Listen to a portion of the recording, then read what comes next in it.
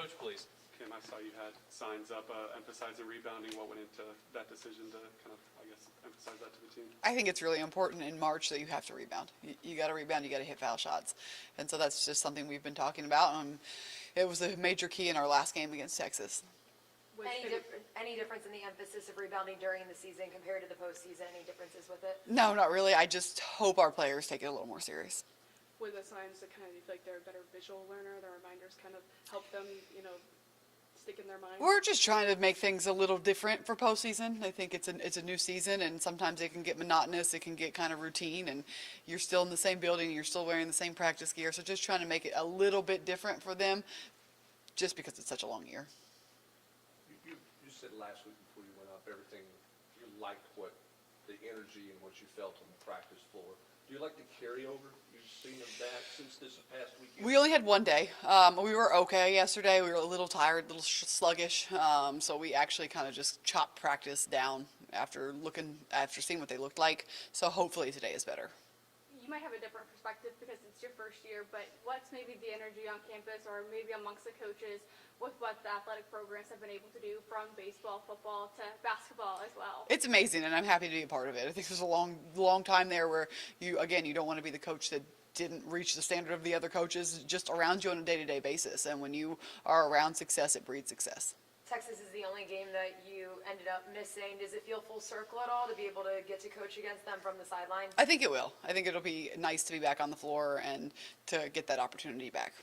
Obviously, Texas is a much better rebounding team that you're going to face this weekend, but just the way that your team attacked the glass last weekend, do you feel like they made the strides you wanted them to? Just how do you kind of feel like they are going into this matchup? I mean, the work's never done. I do think we rebounded well last week. It's a new week. It's a bigger opponent. It's a more physical opponent, and we just have to continue to do that focused effort. And there have been some games this year where I have questioned, are we capable? Are we capable of rebounding with this team? And watching the Texas game was one of them. So just making sure that we have a focused effort with a sense of urgency on the boards. Does Texas look any different now from when y'all? They're playing much better. They're playing much better. And I think we are too. So I do think it'll be a different game, but their half-court defense has improved significantly. At least it looks like that on film. Their full-court pressure has improved significantly since their last loss. Advantage or disadvantage, or either to playing a common opponent, somebody you've already played this year? Kind of neutral. It's a little bit of motivation for us because we didn't win the first time, but sometimes it's nice to play someone new. You said on the first day in Columbus last week you had a tough time putting a pulse on whether the team wanted to be the underdog or if they wanted to feel pressure, just how to motivate them. Do you feel like you learned a little bit more in that respect after last weekend? It doesn't really matter now. Now we're 100% the underdog, and that's what we're going with. There were maybe moments in the game against Ohio State where it felt like they took their foot off the gas. How important is it that moment where maybe they're peeking at the scoreboard does not happen? You guys say that. You guys think we took our foot off the gas. I don't think we did. I just think that was a really good opponent, and that was bound to happen. There have been games where we have taken our foot off the gas, but I think that was a game where they just hit us, and we didn't blink. We didn't seem phased whatsoever. Nobody in our program knew it was a 16-0 run. I'll tell you that. That's how locked in and focused we were. We just played right through it, and they were bound to go on a run because they play similar to how we do, and I think I was incredibly proud of our response. Why were they able to keep the focus then in those moments? I think they're locked in. They're playing together as a team. Our huddles were tight. We had a lot of high fives. We had a lot of great energy, and to see that when we were getting hit was a big step for this program. It's a step that we needed. In the first few practices of the year, just anything that stood out that they could make it to this point to be a Sweet 16 team? Yeah, I think from the very beginning of meeting this team, their mindset was a hungry mindset. And maybe we lost that somewhere along the way, but I think we have it back. And, as a coach, you can't sit here and think, okay, we got it. Let's check that box. Let's pat ourselves on the back. We have to continue to motivate. We have to continue to stay locked in. We have to continue to play the underdog card and play as hard as we can in our next game. How has the way that you motivate them changed throughout the season? I don't necessarily know that it has. I think that towards the back half of our regular season play, maybe we lost our motivation a little bit, and something that I'll have to dig in and do a deep dive when I evaluate the season once it's over about kind of where we went wrong there. But I think the energy and effort level of practice is substantially different than it was 3 weeks ago. I know last year you would have liked to make a deeper run than you did, but coaching players that have NCAA tournament experience already, does that kind of change how you've approached this tournament run? Yeah, I think so. I think when you're at a mid-major, your ceiling is your ceiling, and it's usually you're going to get waxed in the first round. And so it's really nice to be a part of a program that, you know, your ceiling is a lot higher than that. What do you feel like it says about the team that maybe they did lose that competitive edge towards the end of the season, but they got it back and they, decided this isn't how the season is going to end and decided to make a run this week? I think it's really rare.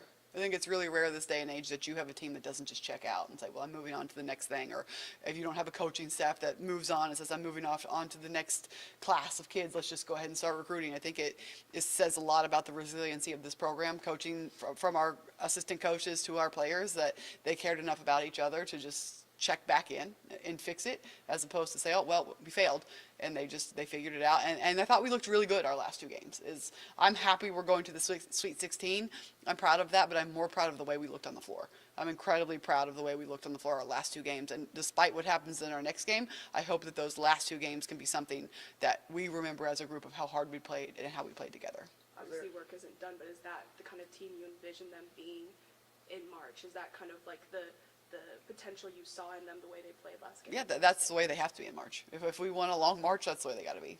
Was there a moment you felt that switch flip? You said you felt them check back in. Do you feel like that was one moment, or just kind of? No, it was prolonged during our 13 days of practice that we had, and we worked on it and we got it back. And when they hit the road, they were incredibly focused, and our shoot-arounds were phenomenal. Our energy in practice was great, and so it just was a build-up.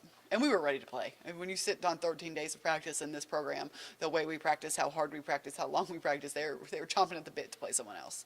What is the biggest thing that you pull from your experience at the Division II level at this point of the year to be able to help you through a deep tournament run? I think the biggest thing is excitement and energy. That's really all that can carry you through. The teams that are excited and the teams that have juice and the teams that are having fun. The teams that still maintain having fun at this point in time of the year. It's something I've always tried to do with our teams, and I think we're doing a pretty good job at it. But again, let's see how we go in practice today. We have a couple days before we play. These practices are not always the greatest when there's not a game within the next couple days. Is this why you let them wear whatever shoes they want to I wear? don't even remember telling them that. They could have made it up for all I know. But at some point in time, I guess they asked me that question, and I said sure, and then here we are. Will they be taking advantage of that creativity? I'm sure they will be. I'm sure they will be. I don't think all of them will, but I'm sure that we'll have a handful of them that will. I feel like Z's been on a pretty steady trajectory the last half of the season, but the last game against Ohio State, just her aggressiveness offensively to be hunting her spots and not settling for maybe longer jumpers or a three. Just how would you describe her evolution in that aspect of really, being aggressive with her chances offensively? Yeah, I think it's big, and again, I think her shot selection has gotten much improved, so her efficiency is better, and I think when she's efficient, she's playing well. But I think that what I've been most proud of her of the last two games is what such a good teammate she was. She was a great teammate. You saw on film, we clipped it up, we showed on film. She went out of her way to give people high fives.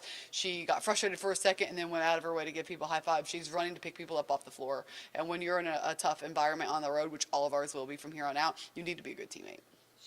He mentioned that sometimes that happens like in their tight huddles they have. How much are you seeing that self-belief or like reset happen in those huddles during the game? Yeah, I mean, again, just our last two games, and it's such a small body of work, but it's our postseason body of work, so it's what matters now.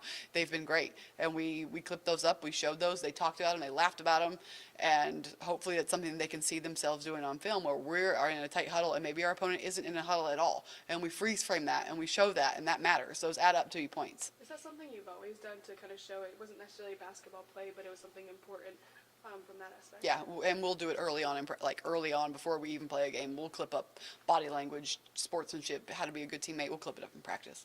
Do you Why is grade that? it? Why is that such a Do thing? you grade it? Like, how do you know, like, if it's a good one, bad one? No, we just talk about it. We show it. I mean, the film sometimes does lie on that.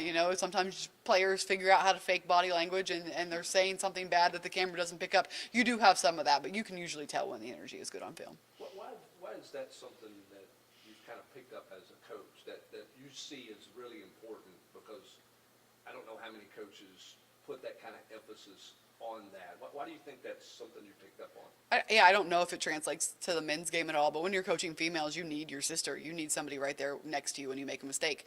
And if you make a mistake, I mean, I've been there as a player. I was never the best player on the floor. So when I made a mistake and my best player or somebody else I was on the floor with looked at me and said, I believe in you, keep doing it, then it's washed away. It's the next play, and somebody else believes in me more than I do. And so I think that that's important. I always say, like, you don't play tennis. You're playing a team sport. Be a good teammate. Is that hard to instill? With some players more than others. Right. Thanks, Coach. Thank you, guys. Thanks, Coach. Thank you, Coach.